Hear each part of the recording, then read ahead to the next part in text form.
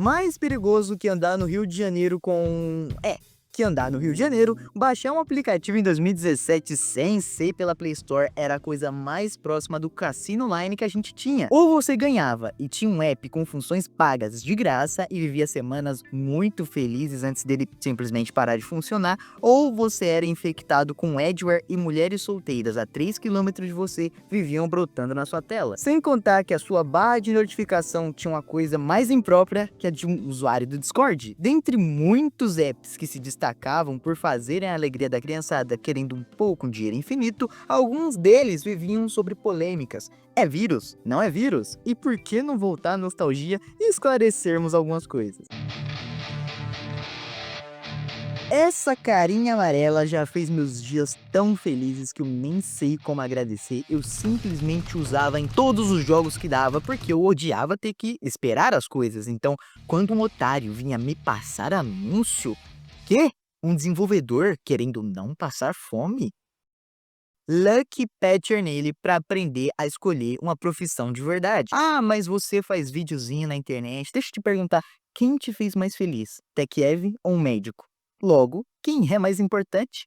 Pois é, não se sabe ao certo quando o Lucky Patcher foi criado, mas ele era uma ferramenta muito inovadora. Simplesmente você escolhia o app e o que você queria modificar. Se você só não queria ver anúncio, tinha a opção lá. Se você queria dinheiro infinito, tinha a opção lá. E até se só queria o app no modo Premium, você conseguia. E o emote amarelo te dava um APK 100% modificado, menos para jogos online. Neles só quebrava todo o código e eu, como era uma criança até que burra, não sabia.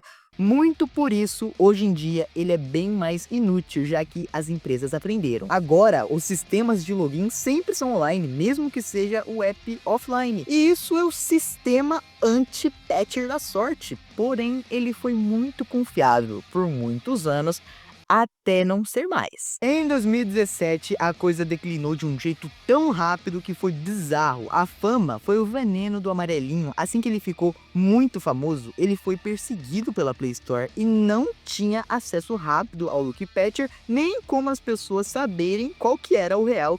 E essa era a brisa, é tipo você confiar em um usuário de Arch Linux com 16 anos, ficar sozinho numa sala com seu PC desbloqueado. Ou então, você sair com seu Nintendo Switch na bolsa em São Paulo.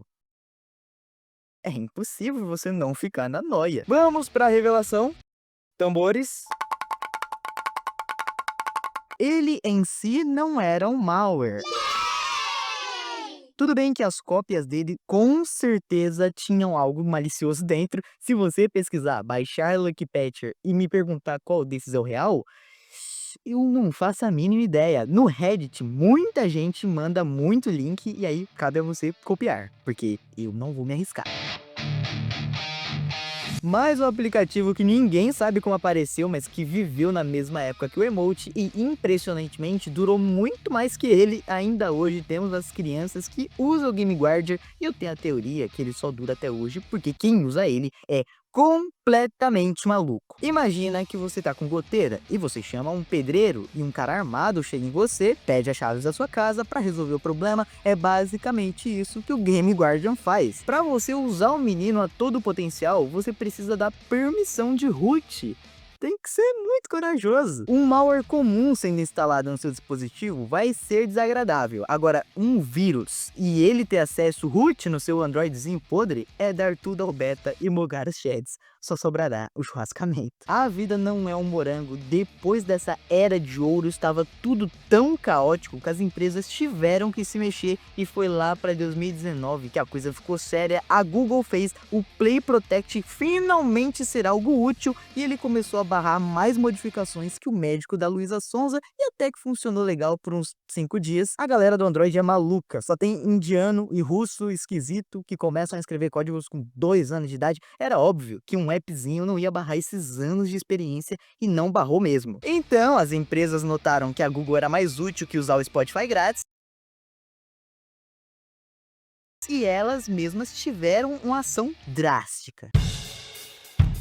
Lembra quando eu disse que o Lucky Patcher e os outros apps de modificar só tinha um ponto fraco, que eram os jogos e apps online? Então, depois de 2020, tudo virou online. Para eles funcionarem bem do jeito que funcionavam, era porque as compras eram in-game, e aí era só ir no códigozinho, tec, tec, tec, pô, com dinheiro infinito. Depois, basicamente, tudo é free to play, tem compra entregada, e isso matou de vez esses aplicativos. Tudo bem que com um ou outro eles ainda conseguem burlar, mas são tão poucos e você passa tanto perigo para fazer isso que é melhor só não. Você provavelmente é leigo, não sabe entrar no Android Studio e sair programando em Kotlin. E você não sabe, mas não é à toa o ódio dos desenvolvedores e a depressão neles terem crescido nos últimos anos. O Android está ficando insuportável. No Android 11 eles lançaram o famoso Scope the Storage e agora você precisa de permissão explícita para acessar algumas pastas, e em 2022 a Play Integrity API apareceu, e depois disso apps de streaming, alguns jogos mais famosos e apps de bancos barra todos os mods automaticamente, pois é, sem Nubank e dinheiro infinito. Como se não fosse suficiente, em 2026 vai chegar algo mais ameaçador do que nunca. Recentemente a Google anunciou a coisa mais lunática dos últimos anos no Android. No futuro, todos os aplicativos instalados no Android vão ter que vir de devs verificados pela Google. Se você tentar baixar algo que um desenvolvedor não verificado, simplesmente o sistema operacional não vai deixar.